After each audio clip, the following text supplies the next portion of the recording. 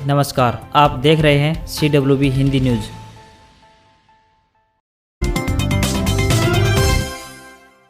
हरियाणा के स्वास्थ्य मंत्री अनिल विज ने कहा है कि Haryana medical services corporation limited ने 1 करोड़ कोविड वैक्सीन की खुराक तथा ब्लैक फंगस के उपचार में प्रयोग किए जाने वाले एम्फोटेरिसिन टीके की 15,000 वायल्स की आपूर्ति के लिए 2 ग्लोबल टेंडर जारी किए हैं। उन्होंने कहा कि केंद्र सरकार द्वारा सभी राज्यों को बिना किसी भेदभाव के वैक्सीन उपलब्ध करवाई जा रही है, परंतु ग्लोबल टेंडर से यदि अधिक मात्रा में वैक्सीन मिल जाए तो हम शीघ्र ही राज्य के सभी लोगों को टीकाकरण कर सकेंगे।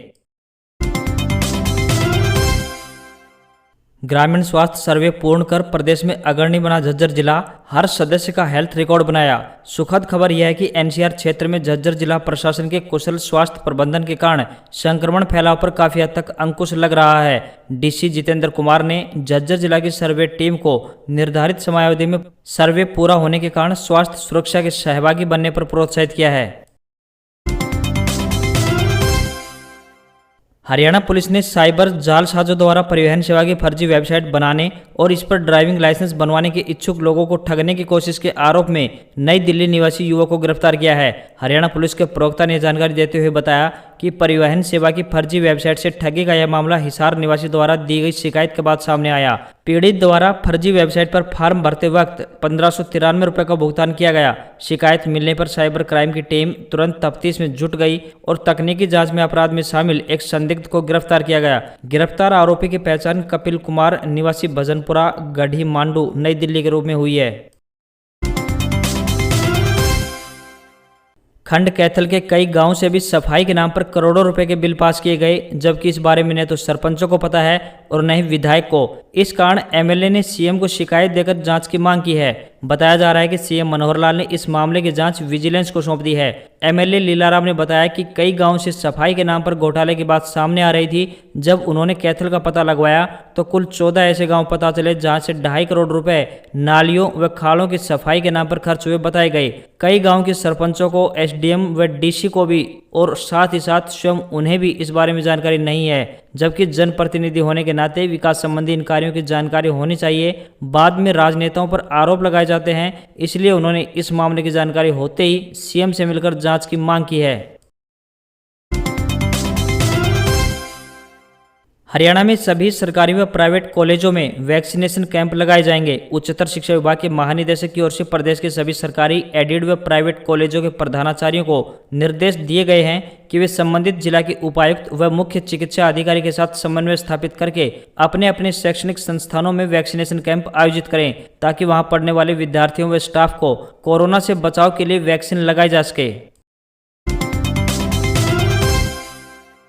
Bachelor of veterinary science course में दाखिले के बाद फीस बढ़ोतरी के खिलाफ हाईकोर्ट में सुनवाई। 73 छात्रों की याचिका पर हाईकोर्ट ने हरियाणा सरकार सहित Lala Lajpat Rai university of veterinary science और रोहतक के international institute of veterinary education and research को नोटिस जारी कर जवाब मांग लिया है। दायर याचिका में छात्रों ने हाईकोर्ट को बताया कि गत वर्ष जून जुलाई में यूनिवर्सिटी ने प्रोस्पेक्ट्स जारी कर इस कोर्स के स्टेट कोटे की फीस 4,650,000 रुपये और मैनेजमेंट कोटे की फीस 5,93,150 रुपये तय की थी। काउंसलिंग के बाद छात्रों को जब चयन कर लिया गया तो 1 मार्च को आदेश जारी करते हुए स्टेट कोटे की फीस 4,650,000 रुपये से बढ़ाकर 5,25,670 रुपये और मैनेजमेंट कोटे की फीस 5,93,150 रुपये से बढ़ाकर 7,74,270 रुपये कर दी गई और छात्रों को यह बढ़ी हुई फीस जमा करवाने के आदेश दे दिए गए। हरियाणा में सरकारी और प्राइवेट ITI में दाखिला लेने के इच्छुक युवा अब किसी भी ट्रेड में दाखिला लेने से पहले ही उस ट्रेड के बारे में सामान्य जानकारी और डिप्लोमा करने के बाद उसमें रोजगार की संभावना का पता लगा सकेंगे। इससे उन्हें न केवल मनमाफिक ट्रेड चुनने में आसानी होगी, बल्कि ड्रॉप आउट की समस्या भी काफी हद तक खत्म हो जाएगी। कौशल विकास एवं औद्योगिक प्रशिक्षण मंत्री मूलचंद शर्मा ने बताया कि विभाग द्वारा ITI में संचालित किए जा रहे हर ट्रेड के 3 से 4 मिनट के वीडियो तैयार करवाए जाएंगे। इन वीडियोज में सबसे पहले संबंधित ग्रुप इंस्ट्रक्टर और उस ITI का परिचय दिया जाएगा। उसके बाद वीडियो में ट्रेड, उसकी अवधि और अध्ययन परिणामों की संक्षिप्त जानकारी दी जाएगी। इसके बाद सरकारी गैर सरकारी क्षेत्र में रोजगार तथा स्वरोजगार की संभावना और अप्रेंटिसशिप के बारे में भी बताया जाएगा।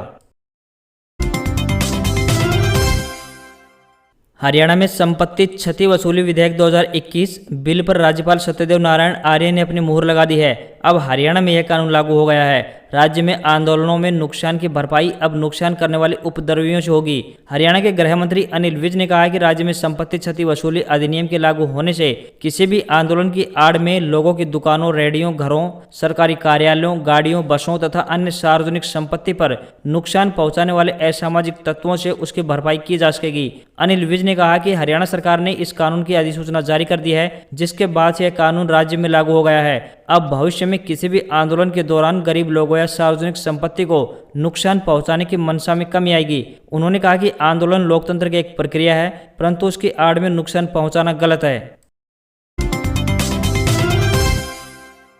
हरियाणा में पहले कोविड सभी के गले की फांस बना हुआ था, अब बचा कुचा ब्लैक फंगस ने सभी की रातों की नींद उड़ा दी है। खासतौर पर खुद गृह एवं सेहत मंत्री अनिल विज और स्वास्थ्य विभाग के विशेषज्ञ भी चिंतित हैं। हालांकि राहत वाली बात यह है कि सूबे में बेड, गैर ऑक्सीजन वाले बेड्स की कमी नहीं है। पूर्व में वेंटिलेटर को लेकर दिक्कतें भी इस वक्त नहीं है। राज्य में इस वक्त मेडिकल कॉलेज और सरकारी अस्पतालों में 5,413 वेंटिलेटर की व्यवस्था है, जिसमें 1,924 खाली हैं। इसके अलावा 14,429 ऑक्सीजन बेड में से 9,254 खाली हैं। कुल मिलाकर इस समय कोविड और ब्लैक फंगस को लेकर इंतजाम पूरे कर लिए गए हैं। लॉकडाउन लगाने का प्रदेश सरकार का निर्णय पूरी तरह से सही साबित होता नजर आ रहा है। यह बात हम नहीं, अब जो आंकड़े रेवाड़ी और महेंद्रगढ़ जिले में आ रहे हैं उसे देखकर तो यही लग रहा है। रेवाड़ी में कोरोना से एक भी मौत नहीं हुई, तो वहीं महेंद्रगढ़ में 4 मरीजों की मौत अवश्य हुई है। रेवाड़ी में 169 कोरोना पॉजिटिव सामने आए हैं, तो दूसरी तरफ महेंद्रगढ़ में लगातार दूसरे दिन भी पॉजिटिव का आंकड़ा 2 अंकों में रहा। महेंद्रगढ़ में कुल 89 कोरोना पॉजिटिव केस सामने आए हैं। दक्षिण हरियाणा के रेवाड़ी और महेंद्रगढ़ जिले के आंकड़े देखकर तो यही लग रहा है कि जिला प्रशासन और स्वास्थ्य विभाग कोरोना चेन तोड़ने में अभी तक सफल रहा है।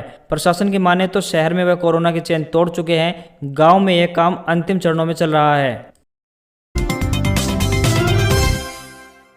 साल का दूसरा और पहला पूर्ण चंद्र ग्रहण, साथ ही 6 साल में पहली बार सुपर मून और चंद्र ग्रहण का संयोग बना, यानी आसमान में चांद आम रातों के मुकाबले ज्यादा बड़ा और चमकीला दिखाई दिया। अमेरिका, ऑस्ट्रेलिया, ब्राजील और रूस समेत कई देशों में शानदार नजारा देखने को मिला।